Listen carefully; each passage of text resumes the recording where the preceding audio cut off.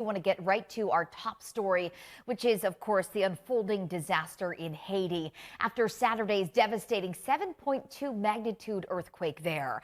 And now the region dealing with Tropical Depression Grace. Forecasters expect the storm to drop a lot of rain across Haiti. The center of the storm expected to pass north of the quake's epicenter. But again, it could still hamper those rescue efforts. Bradley Blackburn reports. On mountains of devastation, it is an all-out search for survivors. Haitians picking through pieces by hand and hoping for signs of life. Drone footage shows homes split in half, churches pulled to the ground, thousands of structures turned to rubble. This woman said she felt the earth was moving and saw everything was falling.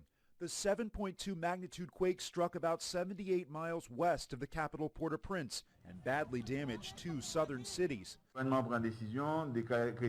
Haiti's prime minister has declared a month-long state of emergency, the country already struggling with the pandemic and the assassination of its president last month, now desperately short of medical workers with thousands of people injured.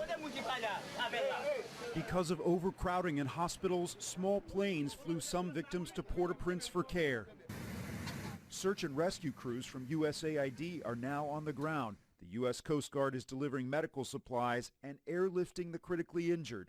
The help arrives as the country braces for Tropical Depression Grace. It's expected to dump heavy rain starting tonight, bringing with it the potential for landslides and flooding. Bradley Blackburn, CBS News. And while the Haitian government has declared that state of emergency, there's no big coordinated rescue efforts, and it really speaks to the chaos that's been going on there for years. Matt Rivers is on the ground in Haiti.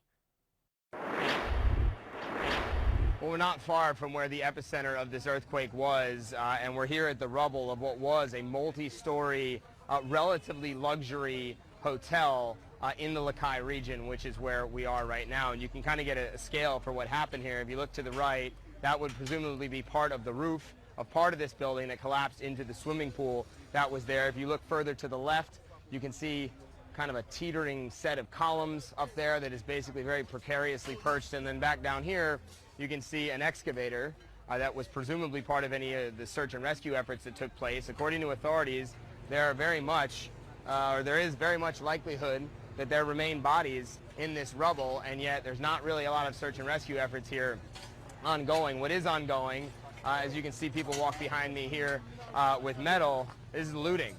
People are coming through this site taking basically whatever they think they can sell. Metal, we saw a dresser be taken out. This goes to the desperation in this area. This is a very poor part of Haiti that has been devastated by previous natural disasters over the last decade.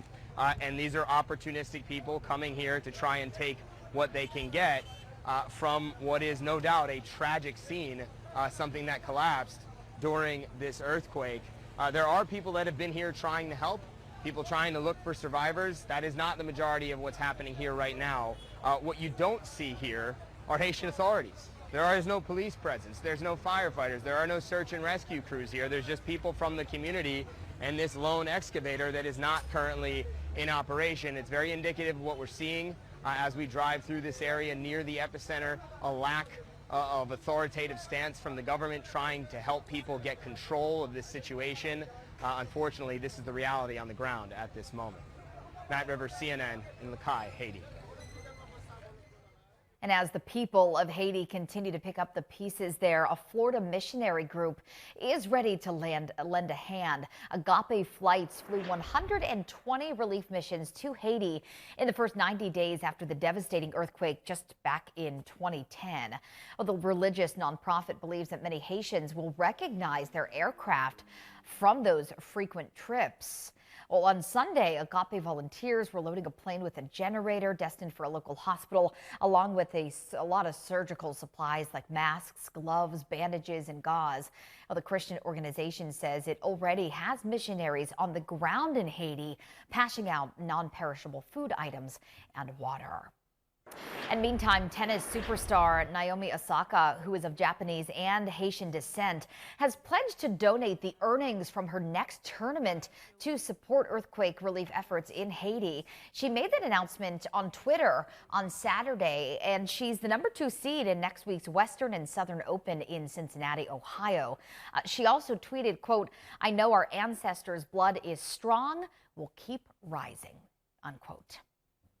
But we are also today following the ongoing situation in Afghanistan. The longest war in American history is coming to an unexpectedly sudden halt. The Taliban has returned to power in Afghanistan, reversing most of the losses they were dealt over the nearly 20 years of fighting the U.S. and its allies. Here again is Bradley Blackburn. Taliban leaders are vowing to restore order a day after seizing control of Afghanistan. We are not worried because we have the support of the people of Afghanistan. On Sunday, Taliban fighters swept into the capital city of Kabul, completing an offensive that saw them capture most of the country in a matter of weeks. The push happened as the U.S. withdrew most of its combat forces ahead of an August 31st deadline. Ashraf Ghani, Afghanistan's Western-backed president, fled while his government collapsed. Countless others also tried to escape. Kabul's airport was packed with would-be travelers hoping for a flight out.